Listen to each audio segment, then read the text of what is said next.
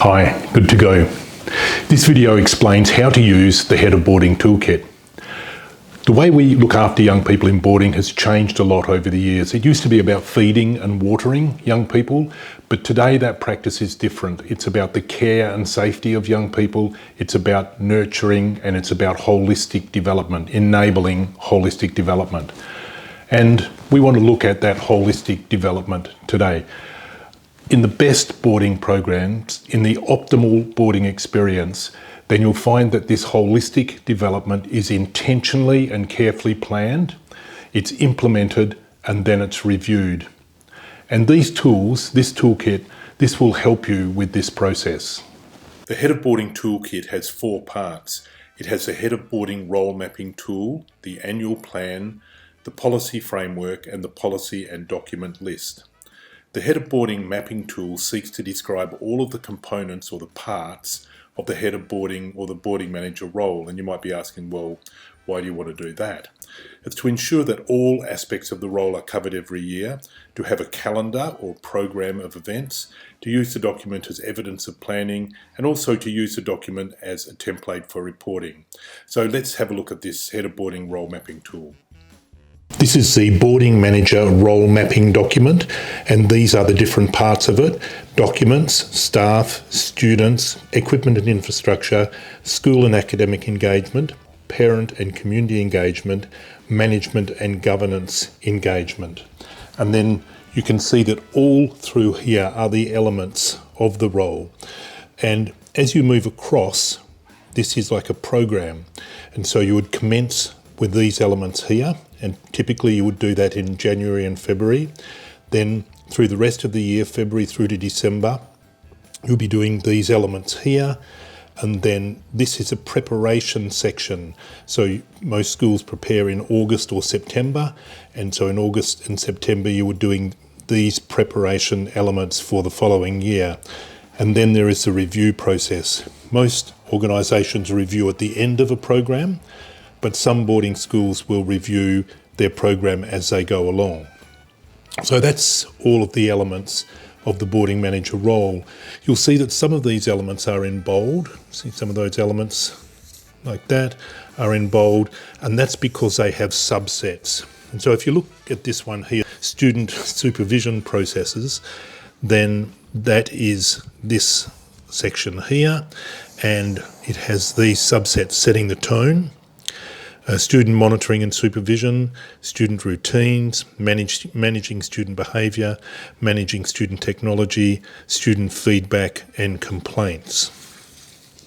Over on this side you can see these blue boxes, and these blue boxes are elements that the boarding manager typically wouldn't do by themselves. They would do it as part of a leadership team or with their governance or managing bodies.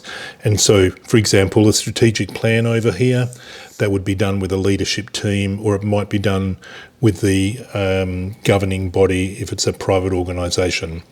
So that's the boarding manager or head of boarding role mapping document.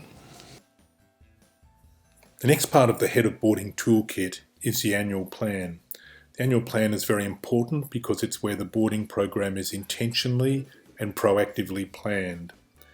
This is a cover of the annual plan, and you can have these in Word format, and you can change these really to put whatever you like on there, but you would expect to see these attachments: a strategic plan, an annual budget, policy framework and policy list. Now you may not have all of those, but you would expect at least to have the budget.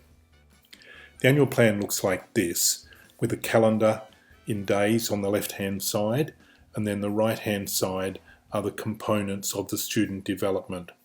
And in student development, you would expect to see these things: recreational activities, and an example is sport, going to the movies, that sort of thing, educational activities.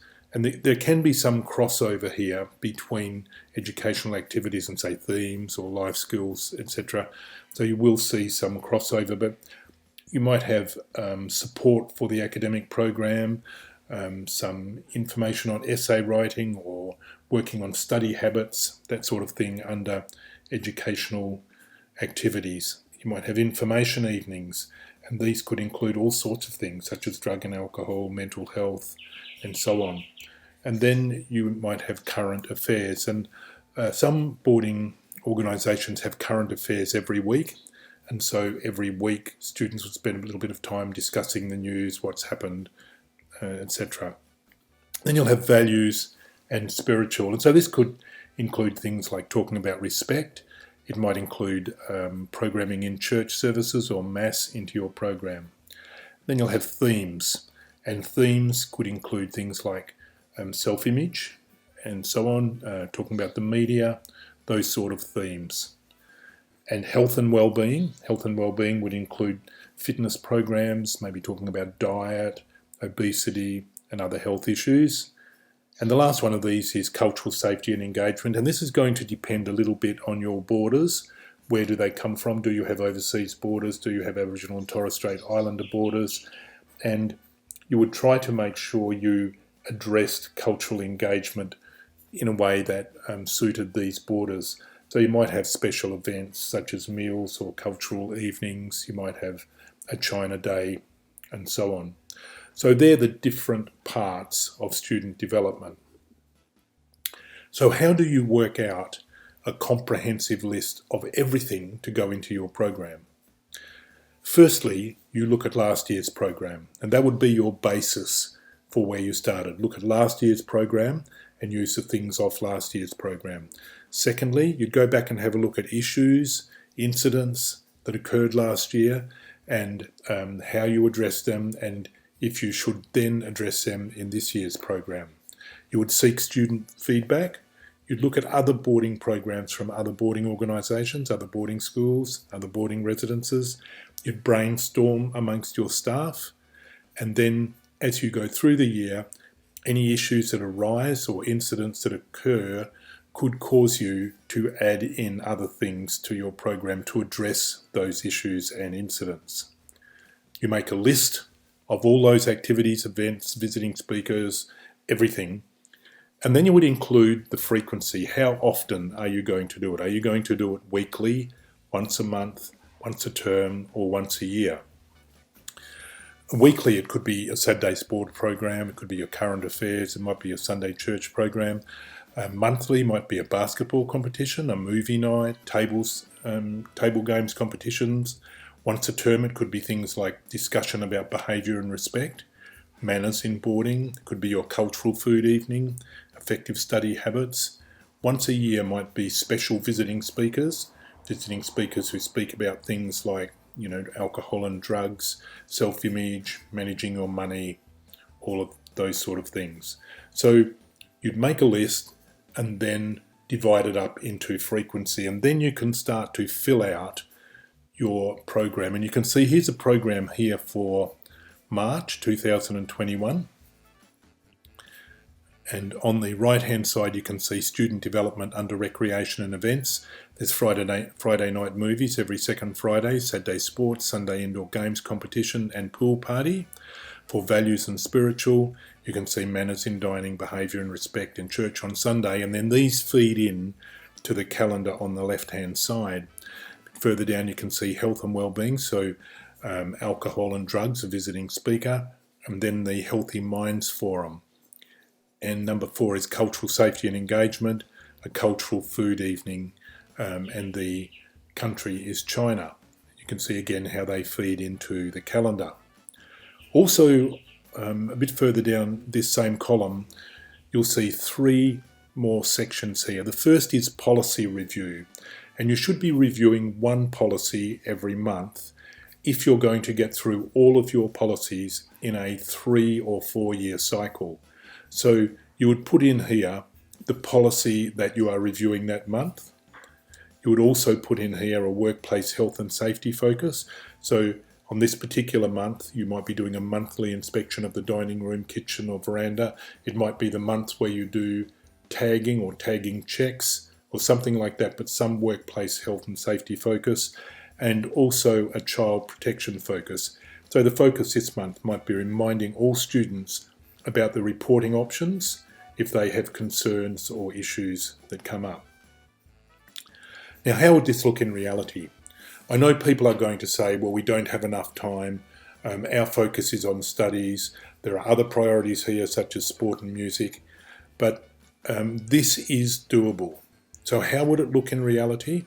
It could be 10 minutes after dinner in the dining room where you're just discussing a particular theme, or you have somebody in to talk about something, or the students discuss something. It could be short blocks of time before study and homework. And some activities or events could be by choice. So these activities or events are available, but students have a choice of whether they do them or not. So this is doable, but it requires flexibility and creative approaches. The next part of this Head of Boarding toolkit is the policy framework. The policy framework is like a control centre for developing and maintaining policies and documents. So it's all about how the policies and documents are developed and approved in the first place, the process for that, who each policy applies to in the organisation, and the review cycle for policies and documents. So it's a very important piece of work, this policy framework. And you'll find the policy framework is a template in your toolkit, and you can use that template. It's called the XYZ Boarding School, and you just change that to suit yourself, and you can use that as a template and just adjust it to suit your particular context. The last part of the Head of Boarding toolkit is the policy and document list, and these policies and documents come from the boarding standard for Australian schools and residences. So these policies and documents are either specifically mentioned or they're implied in that boarding standard.